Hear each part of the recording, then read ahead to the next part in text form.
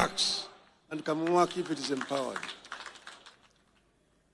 Your Excellency, 62 years ago, the founding fathers of our nation, after a very long struggle for independence, the day when they went on further. You'll find it in several places, this land of ours. Justice be our shield and defender. May we dwell in liberty, in peace and liberty, and plenty be found within our borders. That meant that first, they wanted war. They said that unity on the basis of gender, on the basis of tribe, on the basis of religion, and on the basis of culture. They coined a constitution that had devolution in it, called Majimbo at that time. Over the years, Your Excellency, there were changes. Eventually, when we struggled, we brought back devolution in our constitution to ensure that devolution works. Empower the devolution. Number one, so that they can be able to provide services to the people. And then there are also some services which were not devolved to be implemented by the county government. But Your Excellency, I want to plead with you, do not resurrect provinces today in a free and independent Kenya. To do their work, institutions. We want also our members of parliament to continue to do their work effectively by representing county government themselves. Your Excellency, if we do this, this country is going to develop at much faster. To implement what we had put in our agreement to be allocated to counties in this coming budget. Finally, Your Excellency, you've had several challenges. We have had a lot of issues. 2 years ago, we were on the streets. And even last year, they were on the streets, the Gen Zs. I saw that during the prayer breakfast, the Speaker and yourself.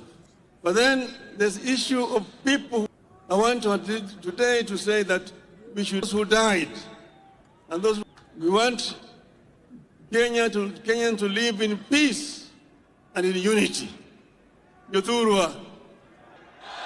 Uroko welu. Ameadwa ni yothura mondo riure kwa de nyime. Wange kumadwa de. Asante. Your Excellency, before I invite you, allow me just to say this in a minute. That this generation owes the generation that fought for the political freedom of Kenya, make freedom of our country. Pride that we are on a course of paying the historical debt of our forefathers who fought affairs and to rule the ring. We also provide economic freedom to Kenya and its people. Number two, Your Excellency, in that journey, I am equally persuaded that we are also, from an economic standpoint, for a long time, the investments of national resources from where the majority of our people derive certain sectors. I am glad, under your administration, Your Excellency, we are spending in tea and coffee and all the other important crops grown in our country, not just to provide support to fisher folk and make sure our country maximizes, as we so clear on us that between yourself and His Excellency Raila forge closer ties, reduce barriers, region. And going forward, Your Excellency, we look forward to your partnership, yourself and His Excellency Raila Odinga, and the rest of us who are fortunate to be in leadership positions. Place of birth, religion, bring on board in the contribution of our national development is what matters. I want to appeal the older people. In that one, the older people have a role to play. The younger people have a role to play. Our children have a role to play. Even the unborn, when they are.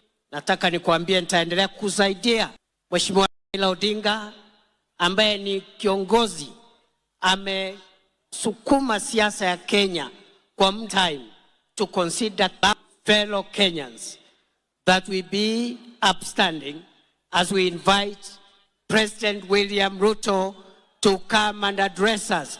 Wapi shangwe na vigelegele jameni? Asanteni sana. Your Excellency, President Natasha, our special guest in this 62nd Madaraka Day here in Homabay. Your Excellencies, the great people of Homabay, Amoso Ujadurua Umo, asanteni sana.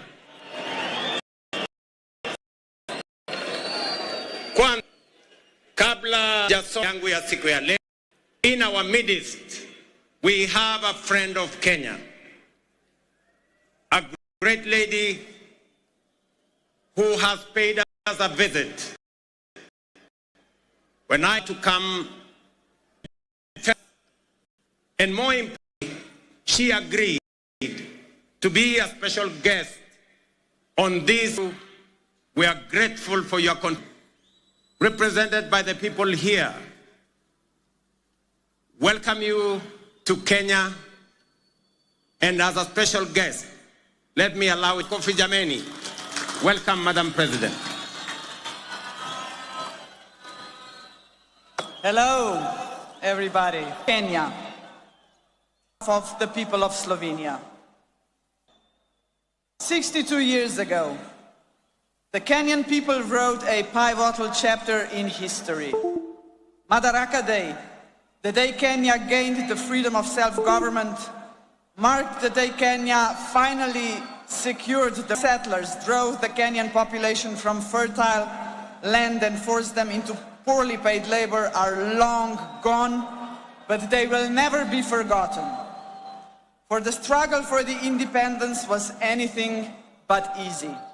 And it came at a heavy cost.